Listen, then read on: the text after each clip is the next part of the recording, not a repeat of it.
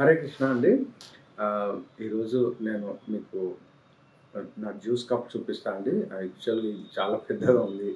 కానీ రోజు ఇంత తాగను. మా వాళ్ళు ఇచ్చారు. యాక్చువల్‌గా నేను జ్యూస్ ప్రిఫర్ చేయను.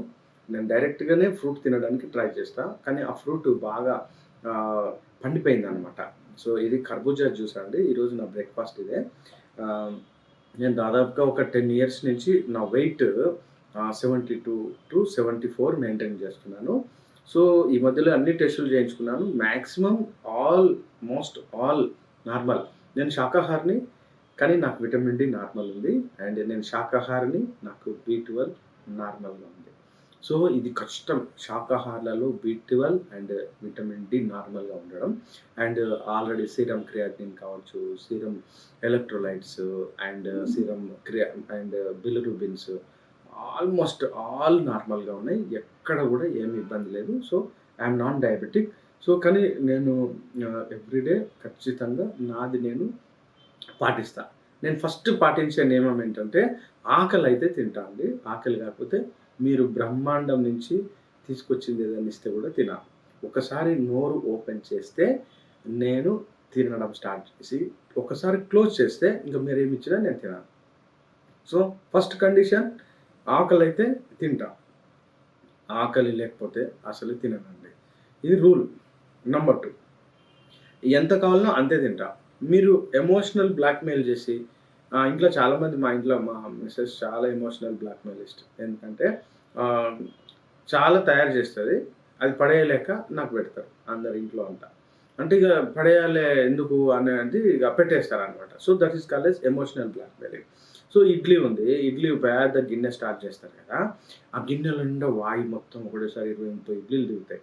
సో, తినేటోళ్ళు తిన్నాక మిగిలిన ఇడ్లీలన్నీ ఇప్పుడు అవన్నీ తినాలా, లేకుంటే పడేయాలా. పడేయడం కొంచెం ఇష్టం ఉండదు కదా! ఎందుకంటే ఆర్గానిక్ మీకు తెలుసు కదా! మంచి నెయ్యి వాళ్ళకు పెట్టాలని ఉంటుంది. కానీ ముందు మనం మాక్సిమమ్‌గా యూసేజ్ అయినాకనే వేరే వాళ్ళకి పెట్టాలని సహజంగా అందరికి ఉంటుంది. సో, కానీ నేను అక్కడ కూడా బ్రేక్ డౌన్ చేస్తా. ఖచ్చితంగా ఒక్క గ్రాము, ఒక చెంచాడు ఎక్కువైనా కూడా దాన్ని వదిలేస్తానండి ప్లేట్‌లో నిర్దాక్షిణ్యంగా. సో, ఇది అలవాటు చేశాను. కాబట్టి అప్పటినుంచి ఏం చేస్తారంటే నాకు ఎమోషనల్‌గా ఫుడ్ పెట్టరు. సో, నాకెంత లిమిటేషన్ ఉందో అంత. మిగతాదంతా నిర్దాక్షిణ్యంగా వదిలేస్తా. కాబట్టి భయానికి నేను ఎంత కావాలో అంత పెడతారు. సో, ఇది రెండో పాయింట్. ఇక మూడో పాయింట్. నేను ఏది పడితే అది తిన మళ్ళీ. మీరేదో పెడితే నేను తినను. నేను తినేదే తింటా అనమాట. సో, ఇప్పుడు నిన్న నేను ఒక ఫంక్షన్ అటెండ్ అయినా. అందులో గులాబ్ జామ్ ఏశారు. సో, గులాబ్ జామ్ అంటే తెలుసు కదా! గులాబ్ జామ్ నిండా ఇట్లా చక్కెర రసంతోటి ఇట్లా ఉంటదనమాట. సూప్ తోటి. ఐ మీన్ జ్యూస్ తోటి. కానీ నేనేం చేశానంటే అది బంతి భోజనం. వాళ్ళు కూర్చొనబెట్టే పెట్టారు. అందులో వాళ్ళే అందరూ తినేసినారు. కానీ నేనేం చేశా దాన్ని పిసికి అందులో ఉన్న షుగర్ కంటెంట్ అంతా డ్రైన్ చేసేసి తిన్నా. పక్కకున్న వాళ్ళు అడిగారు, "సార్ అలా తింటున్నారు ఏంటంటే దాన్ని ఇలాగే తినాలి." జ్యూసీగా మనం ఆ షుగర్ కంటెంట్ తీసుకుంటే మీకు తెలుసు కదా! హైయెస్ట్ ప్లెయిన్ షుగర్ మనకు మంచిది కాదు. కాబట్టి మనం గులాబ్ జామ్ తినాలి. కానీ గులాబ్ జామ్‌ని పిండి తీసుకోవాలి. ఎందుకంటే ఆఫ్టర్ 50 సో, 50 మరి ఇక మీరు ఒకసారి ఆలోచించండి 50+ అంటే ఖచ్చితంగా షుగర్స్. ఇది కూడా మంచి ఫ్రక్టోజ్ అండ్ గ్లూకోజ్ ఉన్నటువంటి కంటెంట్. బట్ మంచి ఫైబర్ ఉన్న కంటెంట్ ఎండాకాలం. సో, మంచి మగ్గబెట్టాం, తీసుకొచ్చినాం, మగ్గబెట్టాం. యాక్చువల్‌గా నేను పండే తీసుకుంటా. కానీ మా వాడు జ్యూస్ చేశాడు. ఈ జ్యూస్ మొత్తం తాగేసరికి మనం ఏం చేయాలంటే గడగడ గడగడ తాగొద్దు. ఆయుర్వేదంలో జ్యూస్ గురించి చెప్పలేదండి. జ్యూస్ నింద్యము అంటే పనికిరాదు అని చెప్తాడు. జ్యూస్ కాకుండా కొంచెం కొంచెం ఇట్లా మొత్తం అంటే మొత్తం పరుచుకోవాలా. ఎప్పుడైనా కూడా జ్యూస్ ఎప్పుడైనా నోటి నిండా పరుచుకుంటే మన శరీరంలో లాలాజలం ఉంటుంది కదా! అది డైలీ 5-6 లీటర్లు సర్క్యులేట్ అవుతుంది. సో, ఎప్పుడైతే ఈ లాలాజలంతోటి ఈ జ్యూస్ మిక్స్ అయిందో యాక్చువల్‌గా ఈ జ్యూస్ నిండా ఫుల్లు షుగర్ ఉందండి. షుగర్ అంటే ఫ్రక్టోజ్ ఉంది, గాలక్టోజ్, మాల్టోజ్ ఇట్లాంటి పేర్లు ఉన్నాయి కదా! నేను నిన్న చెప్పాను. గ్లూకోజ్. సో, ఈ గ్లూకోజ్ వెంటనే ఇక్కడ ఉన్నటువంటి టయలిన్ అనేటువంటి ఎంజైమ్ తోటి రియాక్ట్ అయింది. బ్రెయిన్‌కి పోయింది. బ్రెయిన్ హ్యాపీ అయింది. వెంటనే ఈ యొక్క గ్లూకోజ్ మాలిక్యూల్ డివిజన్ స్టార్ట్ అయింది. అంటే జీర్ణక్రియ ఇక్కడే జరిగిపోయింది.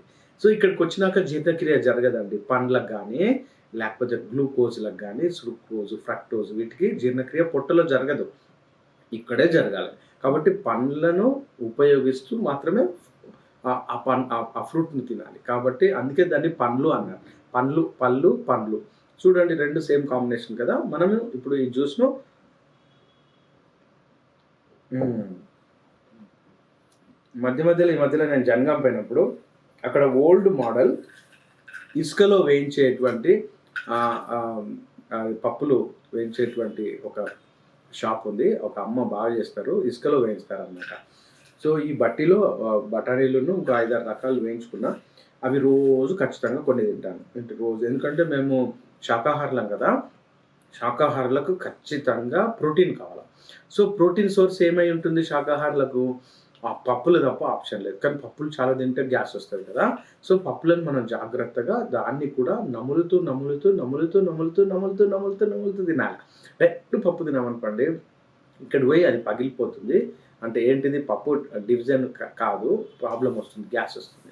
సో పప్పు కూడా ఖచ్చితంగా ఇలా ఒకటి ఇది మహా గట్టిగా ఉంది, పండ్లకు గట్టిగా వస్తుంది కదా! ఎప్పుడైతే పండ్లు గట్టిగా మనకు ఫీల్ అయినాయో బ్రెయిన్ యాక్టివేట్ అవుతుంది, లాలాజలాన్ని స్రవించడం స్టార్ట్ చేస్తుంది, జీర్ణరసాలను అది ఇవ్వడం స్టార్ట్ చేస్తుంది. అందుకే పప్పు కూడా ఏది తిన్నా కూడా చాలాసేపు ఎంజాయ్ చేస్తూ ఆ యొక్క టేస్ట్ను గుర్తుపడుతూ, ఆ టేస్ట్ను ఎక్కడెక్కడ తీసుకున్నామో గుర్తుపడుతూ జ్ఞాపకం చేసుకుంటూ మెల్లగా తినాలి.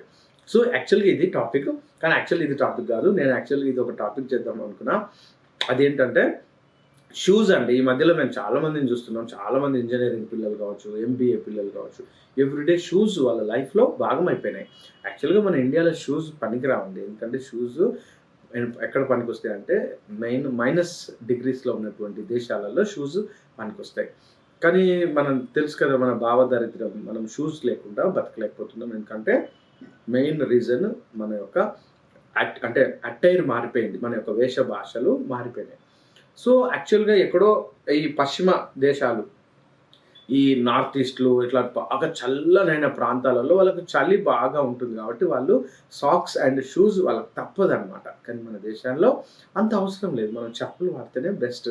కానీ మరి స్కూల్స్ అండ్ కాలేజెస్, ఆఫీస్లలో షూస్ వాడుతున్నారు కదా. మీకు విషయం తెలుసా అండి, దాదాపుగా 7.5 లక్షల రకాలైనటువంటి సూక్ష్మాంగ జీవులు ఒక షూస్లో ఉంటాయి. మళ్ళీ చెప్పండి, 7.5 లక్షల రకాలైనటువంటి సూక్ష్మాంగ జీవులు, బ్యాక్టీరియాస్ ఉన్నాయి. అందులో అన్ని రకాలు ఉన్నాయి, మీకు తెలుసు కదా. అన్ని రకాలు. ఒక పబ్లిక్ మీటింగ్ అన్నప్పుడు ఎంతమంది వస్తారు? రకరకాల మనుషులు వస్తారు. తాగుబోతుడు వస్తాడు, తిరుగుబోతు వస్తాడు, జేబు దొంగ వస్తాడు, చైన్ స్నాచర్ వస్తాడు, అట్లనే మనుషులు వస్తారు, చెడ్డోళ్ళు వస్తారు అన్నట్టు షూస్లో కూడా మనకు అత్యంత భయంకరమైన జీవాలు వచ్చి కూర్చుంటాయి. సో ఇందులో సాక్స్కి ఉంటాయి, షూస్లో ఉంటాయి. సో ఈ షూస్ని ఎంతమంది వాష్ చేస్తున్నారు? మరి ఎంతమంది సాక్స్ను వాష్ చేస్తున్నారు? ఎన్ని రోజులకు ఒకసారి దాన్ని డిస్పోజ్ చేస్తున్నారు సాక్స్ను?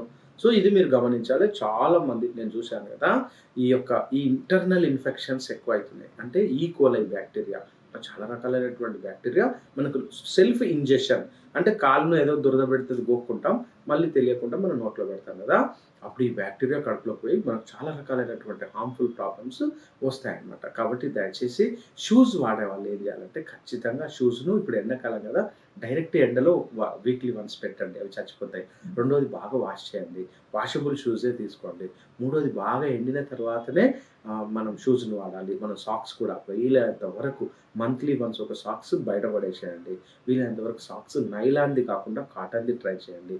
మ్యాక్సిమం సాక్స్ను ఎవ్రీడే వాష్ చేసి ఎండలో వేయండి, ఇది ఇంపార్టెంట్. అండ్ కాలు పూర్తిగా డ్రై అయిపోయినాకనే షూస్ వేసుకోవడం, సాక్స్ వేసుకోవడం మర్చిపోకండి. ఎందుకంటే కాలి వేళ్ళల్లో ఉన్నటువంటి తడి మనకు ఫంగస్ పెరగడానికి, బ్యాక్టీరియా పెరగడానికి ఇప్పుడు నేను చెప్పినట్టుగా అవకాశం ఉంది. హరే కృష్ణ.